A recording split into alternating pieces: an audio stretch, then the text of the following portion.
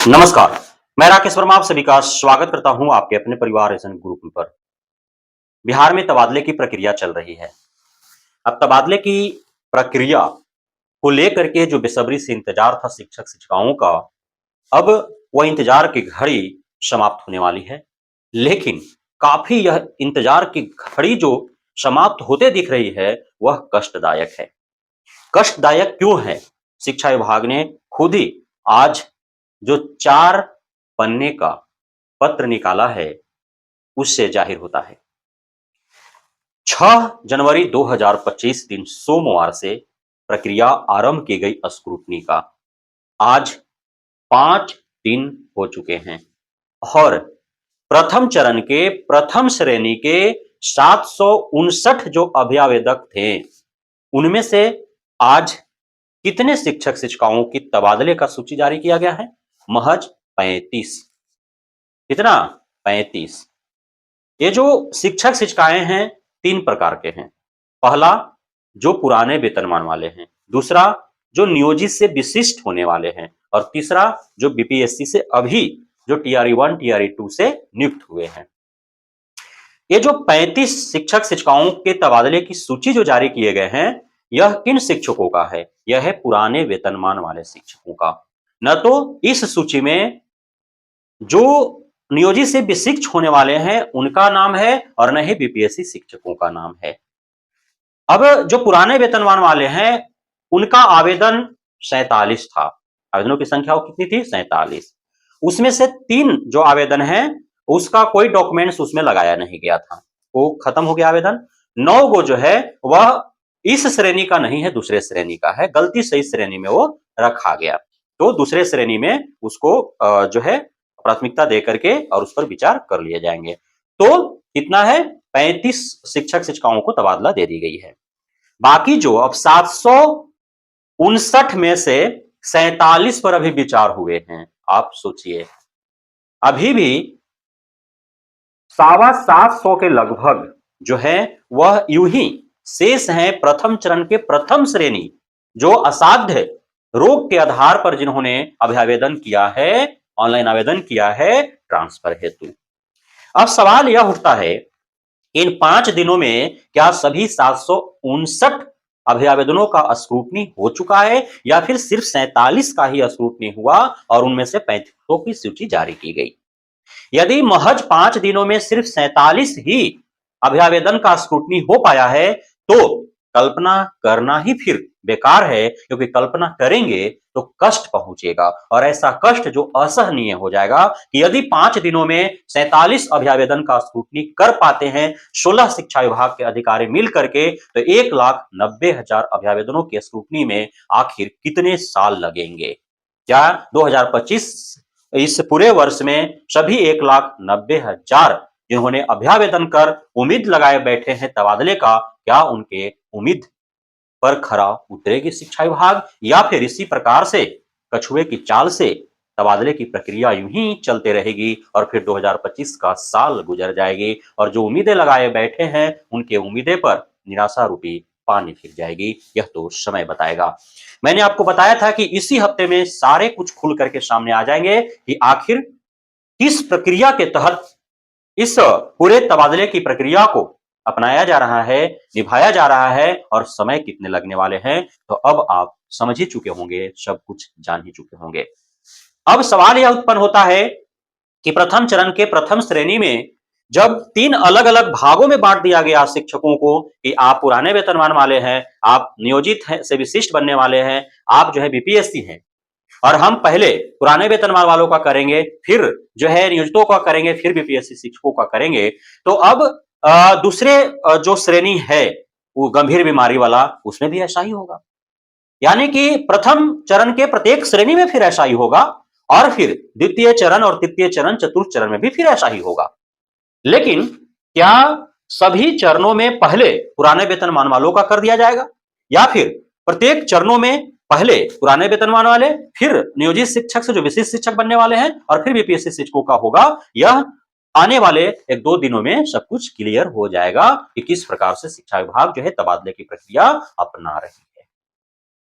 अब जो है इसमें जो तबादले हेतु जो सूची जारी किया गया है, उनको निर्देश क्या प्राप्त हुए हैं? उनको निर्देश प्राप्त हुआ है कि आप क्या करेंगे कि आपको जो जिला दिया गया, उस जिला के जिला शिक्षा पदाधिकारी आपको पदस्थापना पत्र जो है वो देंगे। और जिला शिक्षा पदाधिकारी को कहा गया है कि आप इस शिक्षा कोष पोर्टल पर जाएंगे, अपने लॉगिन आईडी पासवर्ड से लॉगिन करेंगे और वहां से आप जो है पदस्थापना पत्र डाउनलोड करेंगे, उस पर अपना हस्ताक्षर करेंगे और उसको फिर अपलोड कर देंगे, ताकि संबंधित जो प्रधानाध्यापक हैं, अधिकारी हैं या शिक्षक हैं, उनको सहूलियत मिल जाएगी। वहां से वो डाउनलोड करके और फिर वो जिस विद्यालय में उनको पदस्थापित किया जाना है, वो विद्यालय में जाकर के अपना योगदान ले लेंगे। लेकिन उनको जो है योगदान लेने से पूर्व क्या करना होगा कि जहां वर्तमान में भी पदस्थापित है, वहां से उनको विरमण पत्र लेना होगा। एक कार्य दिवस के अंदर पदस्थापना पत्र तो आपको निर्गत कर दिए जाएंगे, लेकिन एक हफ्ता आपको समय मिलेगा। एक हफ्ता के अंदर आप विरमण पत्र लेकर के जहां वर्तमान में पदस्थापित है वहां से, और जहां अभी नया पदस्थापना स्थल या पदस्थापना विद्यालय जो आपको मिलेगा, वहां जाकर के आपको योगदान कर लेने हैं। अब इसमें भी जो है दो तरह की बातें आ रही हैं सामने। पहला कि वैसे शिक्षक शिक्षिकाएं जो जिला के ही अंदर तबादला चाहते थे, उनको भी तबादला दी गई, कोई रोक टोक नहीं। मैंने प्रारंभ से कहते रहा है कि आप आवेदन करें, चाहे आपको जिला से दूसरे जिला से अपने जिला में आना हो या फिर अपने ही जिला में आपको दूसरे स्थान पर जाना हो, आवेदन करें, आवेदन पर विचार होगा और अंततः विचार हुआ। अभी जो प्रथम सूची जारी की गई है, उसमें दोनों तरह के शिक्षक शिक्षिकाओं को तबादला दी गई है। औरंगाबाद जिला के ही एक ओबरा में पदस्थापित थे, उनको दाऊदनगर में पदस्थापना दे दी गई, नए स्थल पर उनको तबादला कर दिया गया। तो ये हो रहा है, तो आपको बेफिक्र रहना है। आप चाहे जिला के अंदर तबादला है तो आवेदन किए हैं, या जिला दूसरे जिला में थे और अपने जिला में आने के लिए, तो किसी अन्य जिला में जाने के लिए, तो आपको हर हाल में जो है तबादला दी जाएगी। लेकिन जो कारण विशेष आपने बताया है, वो कारण पर्याप्त होने चाहिए, वो कारण जो है आप पे लागू होने चाहिए, अन्यथा की स्थिति में आपका जो है छंटनी हो जाएगा। तो सब चीज सही रहा तो आपका तबादला अवश्य होगा। अब जो अपने ही जिला के अंदर हैं, तो उनको फिर अपने ही जिला शिक्षा पदाधिकारी से जो है वो लेना है पदस्थापना पत्र और विरमण पत्र, और जहां है वहां से विरमण पत्र लेकर के और फिर पदस्थापना पत्र प्राप्त कर वो जाकर के नए विद्यालय में जाकर के अपना योगदान ले लेंगे। अब देखिए, इसमें अपने ही जिला में रहने वालों को क्या फायदा हो रहा है और दूसरे जिला से दूसरा जिला में जाने वालों को क्या नुकसान हो रहा है। पहला कि एक तो कि उनको पहले से जो है अपने ही जिला में थे, वो जो है जहां पे थे वहां से वो संतुष्ट नहीं थे, तो दूसरे जगह अपने ही जिला में वो तबादला का लाभ ले लिए, वो तबादला उनको मिल गया, वो स्थानांतरित हो गए। दूसरा, उनके वरीयता पर कोई असर नहीं पड़ रहा है, उनके वरीयता पर कोई असर नहीं पड़ रहा है। और वहीं दूसरे जिला से दूसरे जिला में जा रहे हैं, तो उनके वरीयता पर असर पड़ रहा है। साफ साफ लिखा हुआ है, जो आज पत्र जारी किया गया है, कि आप दूसरे जिला में जाकर के पदस्थापित होते हैं, तो पदस्थापना के तिथि से ही आपको वरीयता निर्धारित की जाएगी। तो साफ साफ है कि आपके वरीयता पर यह प्रभाव डाल रहा है तबादला भी, जबकि पहले इसकी आशंका नहीं थी। जब तबादला दिए जा रहे हैं, दूसरे स्थानों पर सिर्फ उनको स्थानांतरित कर दिए जा रहे हैं, तो फिर इससे वरीयता का क्या लेना देना था, और वरीयता पर असर पड़ रहा है, तो इसमें कहीं ना कहीं नुकसान होने का खतरा है।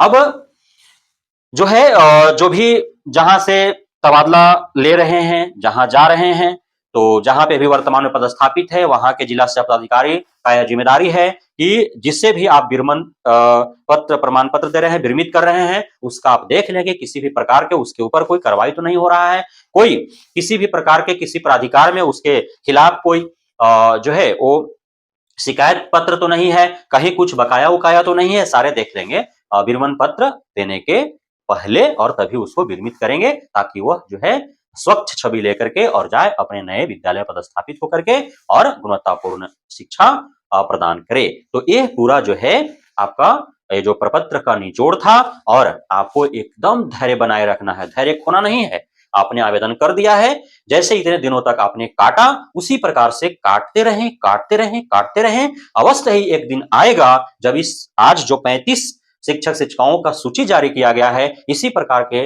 सूची जारी होंगे और आपका भी नाम होगा और आप भी अपने ऐच्छिक स्थानों पर जाकर के पदस्थापित हो जाएंगे। इसलिए सभी धैर्य बनाए रखें, उम्मीद लगाए रखें, शिक्षा विभाग अवश्य ही न्याय करेगी। बहुत बहुत धन्यवाद आप सभी शिक्षक साथियों का हमारे साथ जुड़े रहने के लिए, प्यार देने के लिए, हम पे भरोसा बनाए रखने के लिए।